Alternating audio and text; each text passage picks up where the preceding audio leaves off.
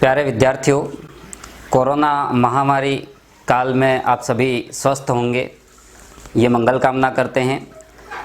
और इस अवधि में ऑफलाइन बैच नहीं ले पा रहे हैं बच्चे, ऐसी स्थिति में हमने एक श्रृंखला स्टार्ट की है और जिसमें मैं हेमेंद्र सिंह चौहान आपको भूगोल से संबंधित श्रृंखलाबद्ध तरीके से महत्वपूर्ण टॉपिकों पर चर्चा करेंगे।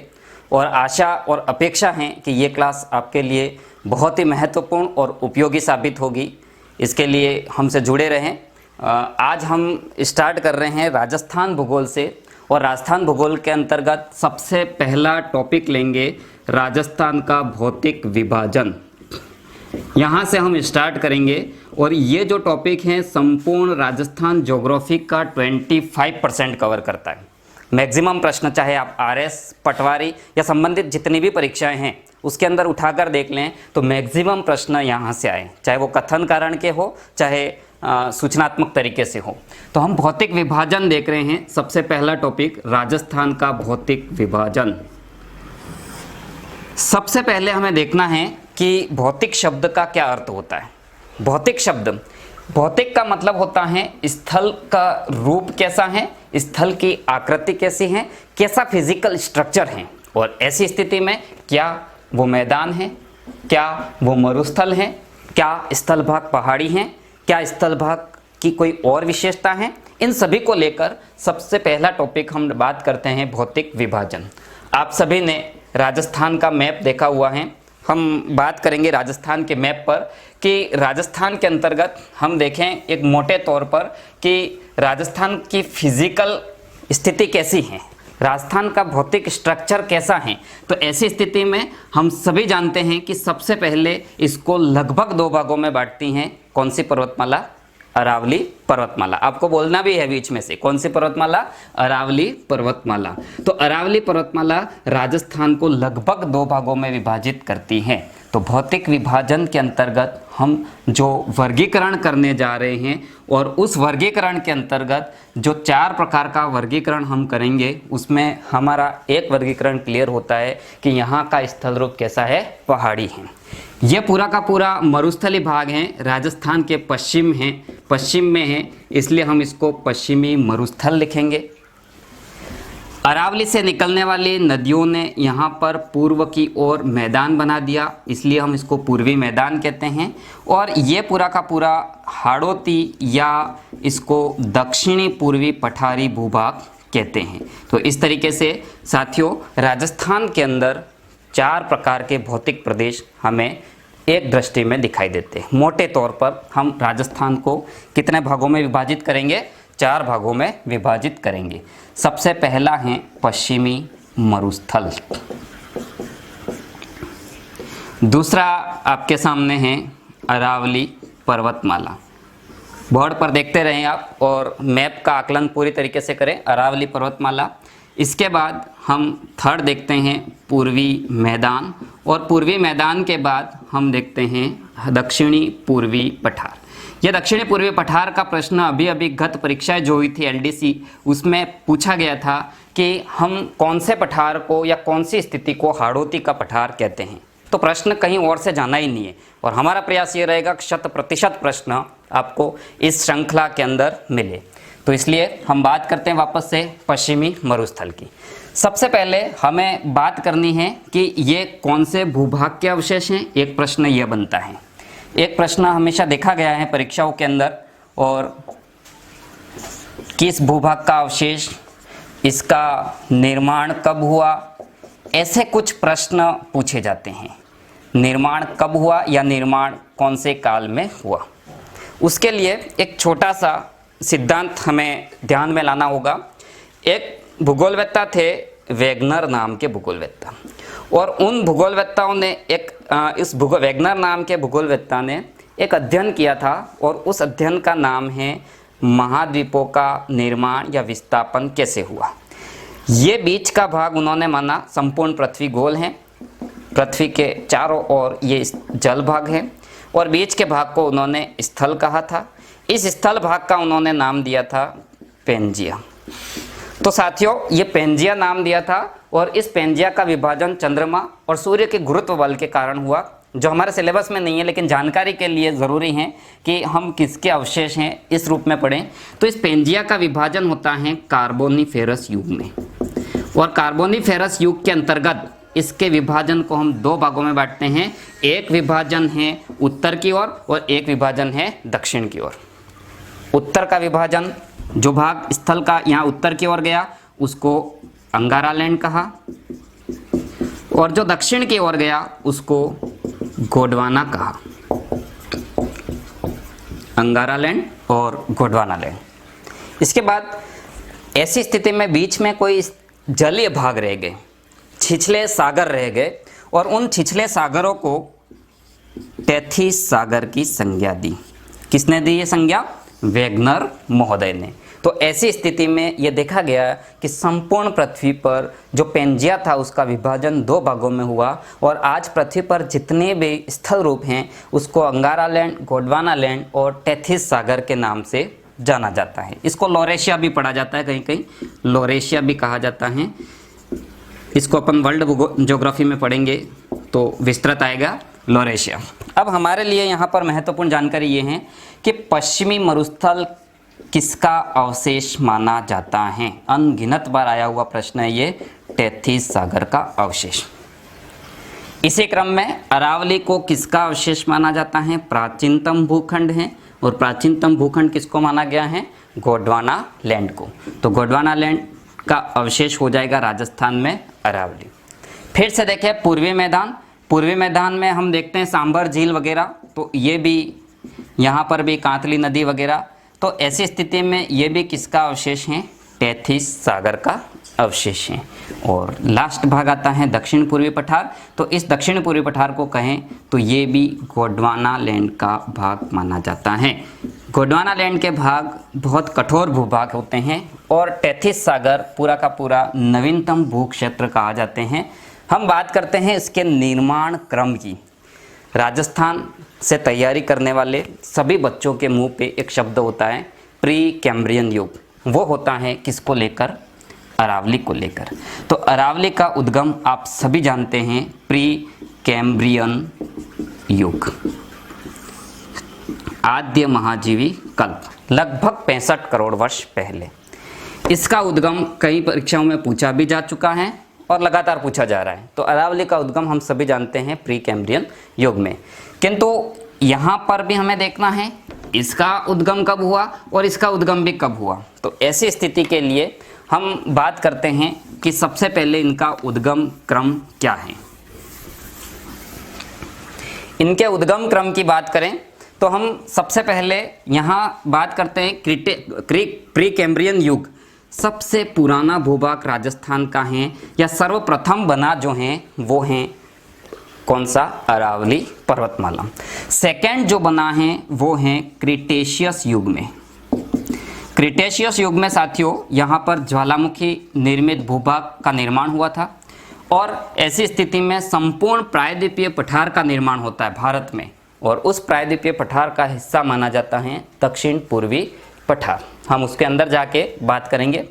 इसके बाद तीसरे क्रम में राजस्थान का जो भौतिक प्रदेश आता है वो भौतिक प्रदेश आता है पूर्वी मैदान, और इसका निर्माण होता है प्लीस्टोसीन युग में। प्लीस्टोसीन युग में इस तरीके से ये राजस्थान का 3rd नंबर का भूभाग हो गया।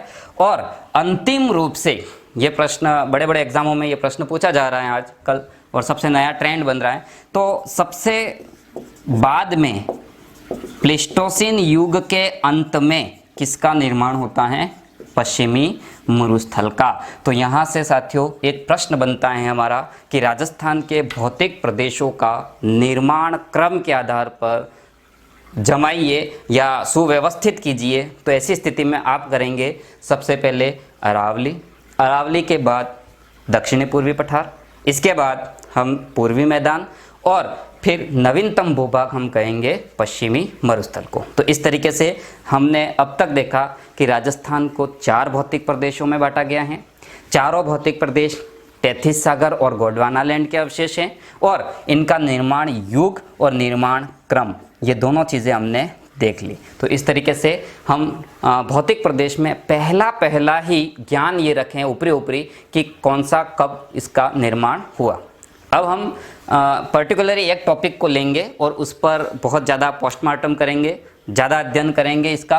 और सबसे पहला टॉपिक लेते हैं हम पश्चिमी मरुस्थल, क्योंकि हमारी श्रृंखला एक अनुपम श्रृंखला रहेगी। और इस श्रृंखला के लिए हम सबसे महत्वपूर्ण बात यह है कि हम क्रमबद्ध तरीके से चलेंगे, क्रमबद्ध तरीके से चलेंगे, तब जाके ही हमें आगे का टॉपिक समझ में आना है। और ऐसी स्थिति में हम सबसे पहले टॉपिक लेते हैं पश्चिम मरुस्थल।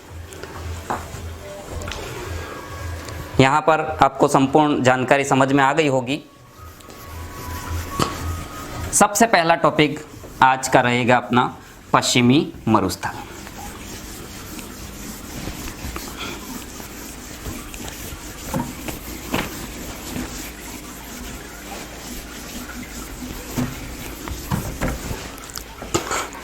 पश्चिमी मरुस्थल का निर्माण अभी अपन देख चुके हैं कि टेथिस सागर के अवशेष के रूप में इसका निर्माण होता है। सबसे पहले हम भौगोलिक स्थिति को देखेंगे कि राजस्थान के किस और पश्चिमी मरुस्थल स्थित हैं। राजस्थान के पश्चिम में एक विशाल मरुस्थल है जिसे हम थार के मरुस्थल के नाम से जानते हैं। और ये थार का मरुस्थल जो हैं, भारतीय महान मरुस्थल जो हैं, उस मरुस्थल को अभी हमने पढ़ा कि ये किसका अवशेष माना हमने, टेथिस सागर का। हम कुछ सामान्य जानकारियाँ ले लेते हैं इसके बारे में। सबसे पहले टेथिस सागर का।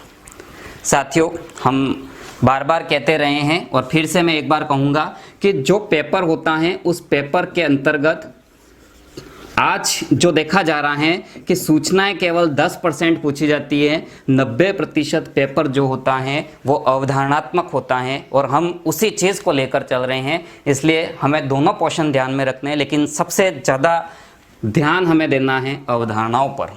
तो हम बात कर रहे हैं टेथिस सागर का अवशेष। जब यहाँ पर सागर लहरा रहा था तो उस टेथिस सागर के अवशेष हैं या नहीं ये कह पाना बहुत ही मुश्किल है। मतांतर भूगोलवेत्ताओं के मध्य भी हैं, किंतु हम बात करते हैं प्रमाणों की। और कुछ प्रमाण आपके सामने मैं रखना चाहूँगा कि टेथिस सागर जो हैं उसके अवशेष कैसे हैं, यह हम सिद्ध करने की कोशिश करेंगे। तो यहाँ पर सबसे पहले खारी झीलें मिलती हैं। हम बात कर रहे हैं टेथिस सागर के प्रमाणों की। सबसे पहले यहाँ मिलती है खारी झीलें। सोडियम क्लोराइड युक्त खारी झीलों का मिलना अपने आप में यह सिद्ध करता है कि ये कोई ना कोई एक विशाल सागरीय जल राशि रही होगी। दूसरी बात, यहाँ पर खनिज तेल की प्राप्ति, और खनिज तेल की प्राप्ति हमें ये बताता है, भूवैज्ञानिक जो कहते हैं कि कई जीव जंतुओं के दबने से खनिज तेल का निर्माण होता है।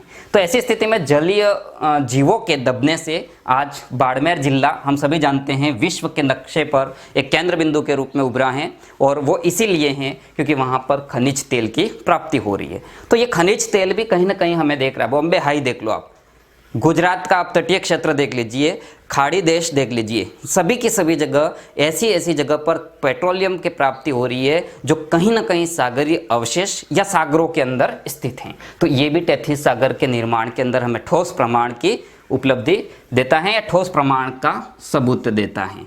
इसके बाद हम यहाँ पर और प्रमाणों की बात करें तो यहाँ हम देखते हैं कि चलो इस टेथिस सागर को छोड़ दो, एक चीज़ यहाँ पर और आती है आकल गांव। और आकल गांव जैसलमेर के अंदर है, वहाँ पर वुड फॉसिल्स पार्क बना हुआ है। आकल गांव वुड फॉसिल्स पार्क बना हुआ है। ये क्या है मित्रों कि वुड फॉसिल्स पार्क का मतलब होता है कि यहाँ पर 18 से 22 करोड़ वर्ष पहले की लकड़ी के अंदर जीवाश्म मिले हैं। और ये भी सिद्ध करता है क्योंकि मरुस्थल के अंदर मरुद्भिद प्रकार की वनस्पति होती है और उस वनस्पति का इतने साल तक एक स्वतंत्र अवस्था में रहना संभव नहीं है। और ऐसी स्थिति में हम देखते हैं कि ये वुड फॉसिल्स मतलब लकड़ी के अंदर जीवाश्म मिले हैं। तो हो सकता है कहीं ना कहीं ये लकड़ी या तो किसी जलमार्ग से आई होगी या कोई घने जंगल के रूप में रही होगी, हो जो कुछ भी, किंतु क्या नहीं था यहाँ पर, पश्चिम मरुस्थल नहीं था। यह हमें प्रमाणित करता है। हम पश्चिम मरुस्थल की कुछ बातें आंकड़ों की करें तो ये राजस्थान के 61.11% भूभाग पर स्थित हैं।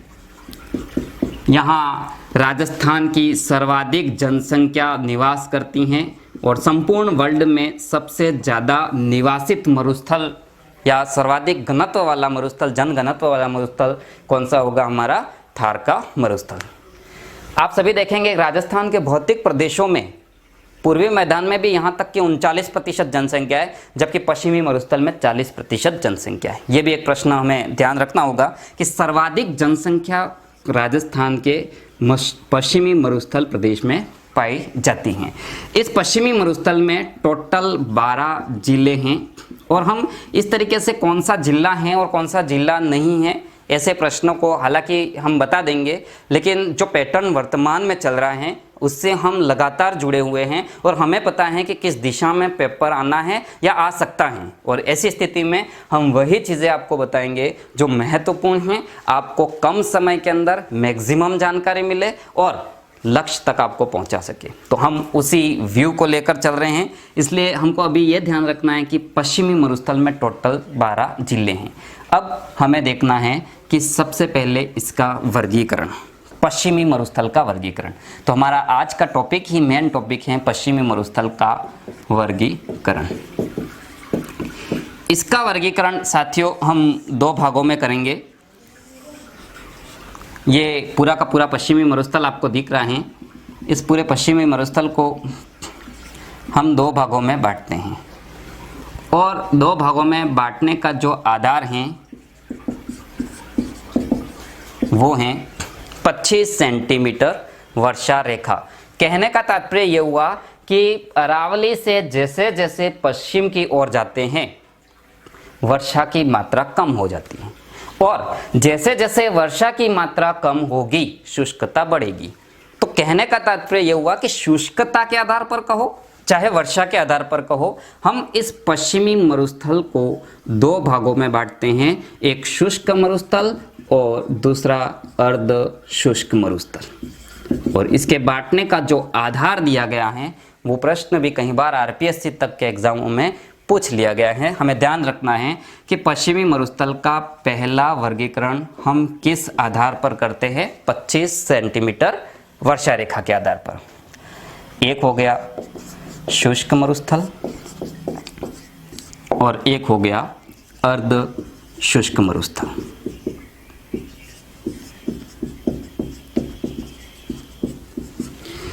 शुष्क मरुस्थल की बात करते हैं हम कि ये जो शुष्क मरुस्थल हैं वहाँ की क्या विशेषता है। अभी हमने देखा कि संपूर्ण ये प्रदेश एक मरुस्थलीय प्रदेश है, लेकिन हर इस पूरे मरुस्थलीय प्रदेश की भौतिक विशेषता भी अलग अलग हैं और इसके लिए हम सब डिवीज़न करेंगे किसका? शुष्क मरुस्थल का। और शुष्क मरुस्थल को भी हम 2 भागों में बांट कर देखते हैं। सबसे पहला भाग आएगा ऐसा जहाँ बालू का स्तूप बनते हैं। साथियों बालू का स्तूप क्या है ये प्रश्न हमारे दिमाग में रहता है और एक ऐसा स्थान है जहां बालू का स्तूप नहीं बनते हैं। देखिए सबसे पहला हम देखते हैं कि बालू का स्तूप है क्या चीज़। हम इतिहास का नॉलेज रखते हैं। हम इतिहास के नॉलेज के अंदर ये देखते हैं कि सबसे पहले बालू का स्तूप के अंदर सबसे पहले ये देखते हैं कि ये बालू का स्तूप जो हैं वो कैसी आकृति हैं और हमें एक ध्यान रखना है ये निक्षेपात्मक आकृति है। तात्पर्य क्या होगा? भगवान बुद्ध की अस्थियां विसर्जित की गई थी और उस पर इस तरीके के गुंबद बनाए गए थे और इसी गुंबद को स्तूप कहा गया। जब ये स्तूप बालू या रेत से बन रहे हैं तो इन्हें क्या कह दिया गया? बालू का स्तूप। दूसरा शब्द मैंने लिखा है कि निक्षेपात्मक स्थल रूप हैं। कैसे? देखिएगा, एक चीज होती है अपर्दन और अपर्दन का अपोजिट होता है निक्षेप। समझेंगे हम, ये कोई पहाड़ी है, यहाँ से एक मिट्टी का कटाव होकर इस जगह पर जमा हो गया, तो जिस स्थान से मिट्टी का कटाव हो रहा है वहाँ के लिए तो अपर्दन हो रहा है और जहाँ जमाव हो रहा है वहाँ निक्षेप हो रहा है। तो हम अच्छे तरीके से समझेंगे कि पश्चिमी मरुस्थल में वायु एक अपर्दन शक्ति का काम करती हैं। सबसे ज़्यादा रोल होता है वायु का। राजस्थान में सबसे ज़्यादा अपर्दन का रोल होता है वायु का। तो ऐसी स्थिति में हम देखते हैं कि ये हवा जो है वो रेत के कण उड़ाकर ले जा रही है, और ऐसी स्थिति में जब हवा की स्पीड कम, कारण चाहे जो भी हो, लेकिन यह रेत के कण जैसे जैसे नीचे गिरते जाएंगे वैसे वैसे निक्षेप होता जाएगा, और वैसे वैसे स्तूप बनेंगे। आकार अलग होंगे तो हम उसको नाम अलग देंगे, लेकिन कुल मिलाकर बात ये समझनी है आपको कि बालू का स्तूप कैसी आकृतियाँ हैं, निक्षेपात्मक आकृतियाँ। आशा है आप समझ गए होंगे निक्षेप क्या होगा। तो हवा के द्वारा जो कण उड़ाए गए हैं उन कणों का नीचे की ओर गिराना या छोड़ देना, ये निक्षेप कहलाएगा। तो हम बात करेंगे निक्षेपात्मक स्थल रूप की, और वो होंगे बालू का स्तूप। और बालू का स्तूप में सबसे पहला बालू का स्तूप हमें देखना है पैराबोलिक, या हम 0 से स्टार्ट करते हैं। अनुदैर्घ्य बालू का स्तूप, अनुप्रस्थ बालू का स्तूप, अनुदैर्घ्य बालू का स्तूप, अनुप्रस्थ बालू का स्तूप। इसके बाद यहाँ पर देखते हैं बरखान, सीप, पैराबोलिक, नेपखा। नेपखा के बाद और बालू का स्तूप आते हैं यहाँ पर तारेनुमा बालू का स्तूप, तारेनुमा बालू का स्तूप, नेटवर्क प्रकार के बालू का स्तूप। और एक कभी कभी आरएस के अंदर भी प्रश्न आता है थली या ढांड क्या है, जो 10th की बुक में दिया हुआ है। तो हम बात करेंगे बालू का स्तूप युक्त क्षेत्र कौन कौन से हैं, उसमें हमें क्या पढ़ना है। इसके बाद दूसरा क्वेश्चन हमारा आज का रहेगा बालू का स्तूप मुक्त क्षेत्र। तो बालू का स्तूप मुक्त क्षेत्र के अंतर्गत हमें एक पढ़ना है सीज, सोलर एनर्जी एंटरप्राइजेस जोन। दूसरी चीज पढ़नी है इसके अंतर्गत हमारा रेड, बालसम, प्लाया। यहां से ही सारे प्रश्न बन रहे हैं। प्लाया, इसके बाद रन, टाट, लाठी सीरीज क्षेत्र, लाठी सीरीज क्षेत्र। लाठी सीरीज के बाद हम देखेंगे यहाँ पर चंदन नलकूप और बाप बोल्डर। इस तरीके से हमारा जो विभाजन रहेगा, वापस से देखेंगे। पश्चिम मरुस्थल को हमने 25 सेंटीमीटर वर्षा रेखा के आधार पर 2 भागों में विभाजित किया, एक शुष्क मरुस्थल, दूसरा अर्ध शुष्क मरुस्थल। शुष्क मरुस्थल के अंदर क्या बन रहे हैं, बालू का स्तूप बन रहे हैं। मैं बोलूंगा क्या तो आपको बोल देना है बालू का स्तूप बन रहे हैं, ठीक है। ये बालू का स्तूप कैसे हो गए, निक्षेपात्मक हो गए, वेरी गुड, ऐसे। इसके बाद बालू का स्तूप युक्त क्षेत्र और बालू का स्तूप मुक्त क्षेत्र। देखिए बालू का स्तूप युक्त क्षेत्र के अंतर्गत देखेंगे तो कौन कौन से बालू का स्तूप बन रहे हैं, अनुदैर्घ्य, अनुप्रस्थ, बरखान, सीप, पैराबोलिक, नेपखा, तारेनुमा, नेटवर्क और थली या डांड। हालांकि ये बालू का स्तूप नहीं है, लेकिन हम उस श्रेणी में देख लेंगे। फिर है जहां बालू का स्तूप नहीं बन रहे, इस मरुस्थल में जहां बालू का स्तूप नहीं है वहां क्या स्थितियां है, हम उसको देखेंगे। तो उसमें सीज, हमादा, रेक, बालसम, प्लाया, रन और टाट, लाठी सीरीज क्षेत्र, चंदन नलकूप और बाप बोल्डर। इस तरीके से हम इसका संपूर्ण विभाजन देखेंगे। इससे आगे क्लास अपन नेक्स्ट डे करेंगे।